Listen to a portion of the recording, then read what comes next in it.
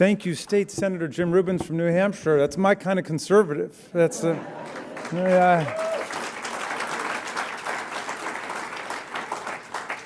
I'm delighted to be here with everybody. I don't know if I've got any constituents from Maryland here today. Oh, very nice. Awesome. Hank Prensky, there you are. Hey, man. I'm thrilled that all of you have decided to come and to stand up for America here. And I spent the week on Capitol Hill with the powers that be, and now I get to be here this weekend at NCLC with the powers that ought to be and are soon to be in America.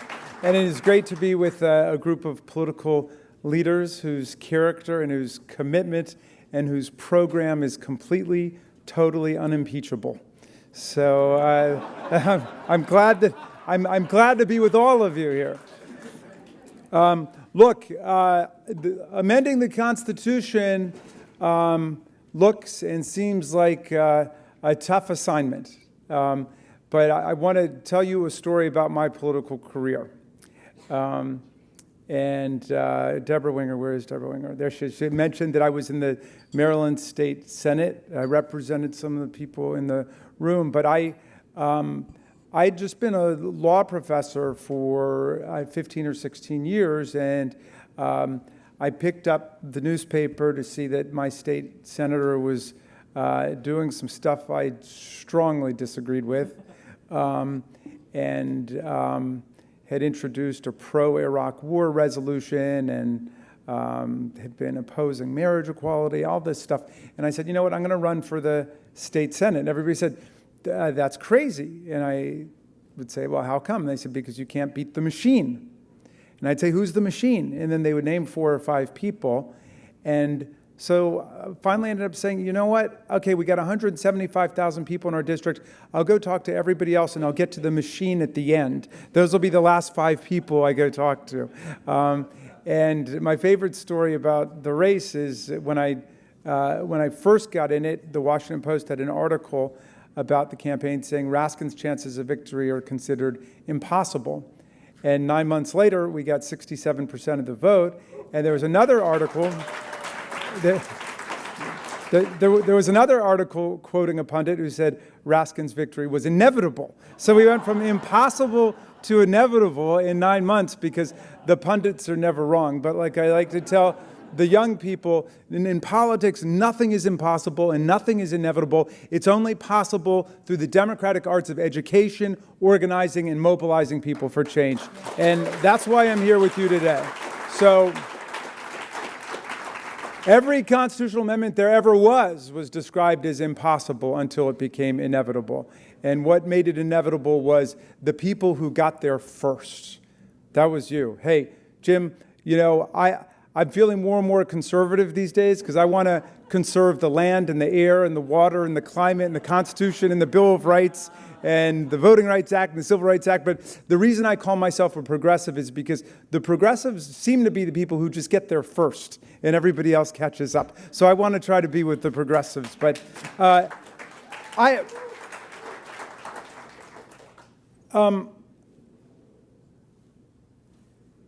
look,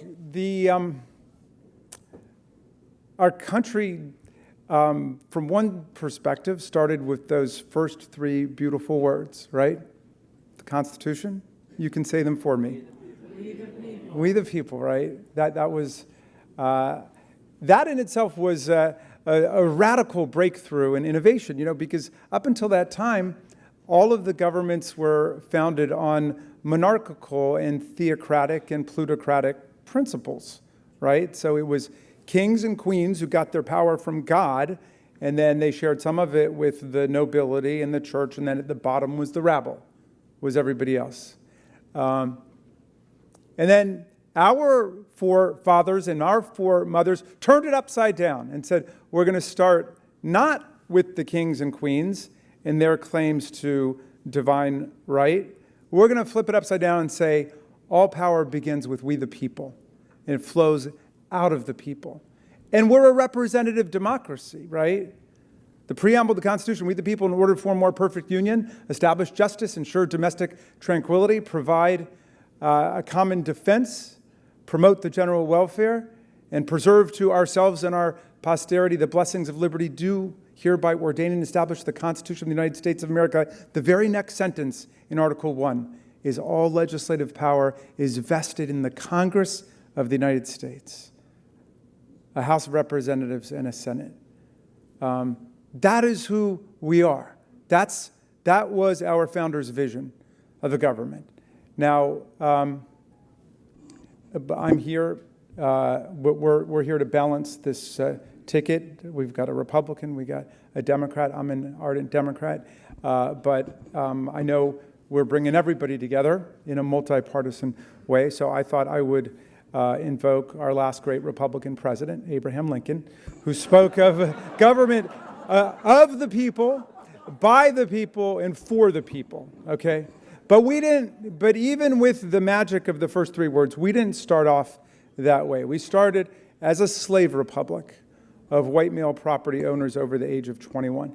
And it's only been through the process of political struggle and social ferment and constitutional change that we have opened America up, not to any kind of perfection, but to more perfection, to being a more perfect union as we've granted greater inclusion, right? So you can look at the trajectory of our Constitution as the reflection of the movements of the people to get closer to democracy. We've only had 17 amendments since the original Bill of Rights. And after the Civil War with the Reconstruction Amendments, 13th Amendment abolished slavery. The 14th Amendment established equal protection and due process for the people. The 15th Amendment struck down race discrimination in voting. The 17th Amendment shifted the mode of election of U.S. senators from the state legislatures to the people, to all the people. The 19th Amendment doubled the number of people who could vote by giving us women's suffrage. The 23rd Amendment gave our friends in Washington, D.C., in the nation's capital, the right to vote for president of the United States. The 24th Amendment abolished poll taxes, and the 26th Amendment lowered the voting age to 18, right? And the 28th Amendment is going to give us our democracy back from the power of big money in America, okay?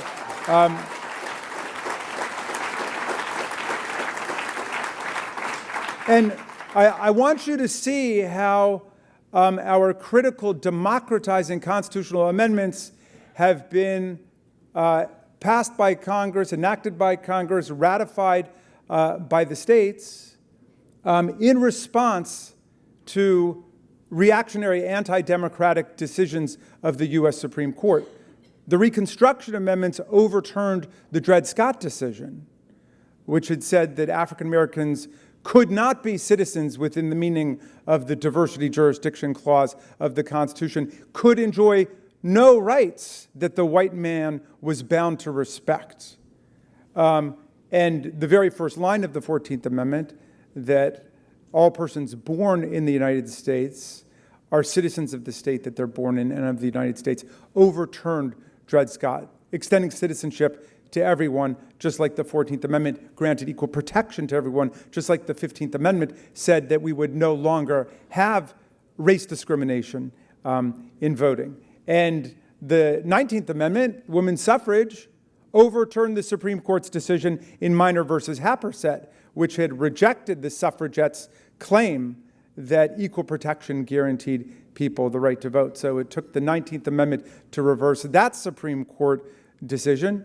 And on. It's the same with the poll tax decision, reversing the decision right here in Virginia. Now, they went up to the Supreme Court, Harper versus Virginia Board of Elections, which allowed for the payment of a $1.50 poll tax as a mandatory barrier to voting.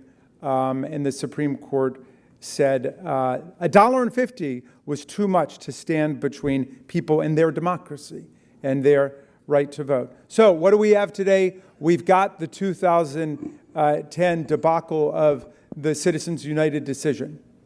And that case toppled 2 centuries of understanding of what a corporation is, right? You go all the way back to the, Chief Justice John Marshall's decision in the Dartmouth College versus Woodward case in 1819, where he said, a corporation is an artificial entity, invisible, intangible, existing only in contemplation of law, possessing only the rights conferred upon it by the state legislature, in this case, the New Hampshire state legislature, the Dartmouth College case, and not the constitutional rights of the people. Not the constitutional rights of the people. The corporation is a fiction, and it gets the rights that the people endow the corporation with. And Chief Justice John Roberts and a 5-4 majority on the Supreme Court destroyed that understanding and said, no, a corporation enjoys the political rights of the people. Not the right to vote, because it can't exactly do that. Not the right to run for office, it can't exactly do that. But the corporation can put whatever money it wants into our politics, thereby transforming every corporate treasury in America into a political slush fund for the CEOs. So we will get our way to a constitutional amendment. I am proud that a measure that I introduced was adopted as an amendment to H.R. 1, the first bill that we introduced in the new Congress. I call it Shareholders United. And it takes off from Justice Kennedy's suggestion that, oh, well, corporations have First Amendment rights that are derivative, that are derived from the rights of the shareholders. Well, of course, the shareholders can go and they can make their contributions and they can vote and run for office. But they said, well, no, the corporation gets rights from the shareholders. If that's the case, my amendment says, then no corporation should be able to spend any money in politics without a prior majority vote of the shareholders of the corporation. And so it's not a perfect solution, and it's statutory, and it's still sitting over in the Senate, but at least it will be clarifying because it'll get people talking about, yeah, who exactly are these corporations speaking for with the expenditure of hundreds of millions of dollars in our elections, our referendum campaigns, our initiatives, state, local, county, and so on. So look, my time is up, but I will leave you with the words of two great Americans in whose footsteps you walk today. One was the great Marylander Frederick Douglass, born about an hour away from here at the Wye River plantation as a slave, escaped from slavery, became a great freedom fighter, our leading abolitionist. And he said, if there's no struggle, there's no progress. The struggle may be moral, it may be material, it may be moral and material, but there must be struggle. Power concedes nothing without a demand. It never has, and it never will. So those are some words to you from the 19th century, from the great Marylander Frederick Douglass. And I'll leave you with the words of Tom Paine, the globe-trotting, revolutionary, democratic patriot who went to assist people anywhere fighting to overthrow plutocrats and theocrats and kings and queens and anyone who would violate the principle of popular sovereignty and the consent of the governed. And it was a tough time in 1776. It was the winter of our discontent in the American Revolution. And he wrote a pamphlet to cheer everybody up and to toughen people's spirits. And it was called The Crisis. I'm going to update the language a little bit so it doesn't offend modern sensibilities. But he said, these are the times that try men and women's souls. These are the times that try men and women's souls. The summer soldier and the sunshine patriot will shrink at this moment from the service of their cause in their country. But everyone who stands with us now will win the love and the favor and the affection of every man and every woman for all time. Tyranny, like hell, is not easily conquered, but we have this saving consolation. The more difficult the struggle, the more glorious in the end is our victory. That victory will be ours. Thank you very much. So, thank you. Thank you. Thank you, Jeff. Thank you. Stay right here. Thank you. Thank you.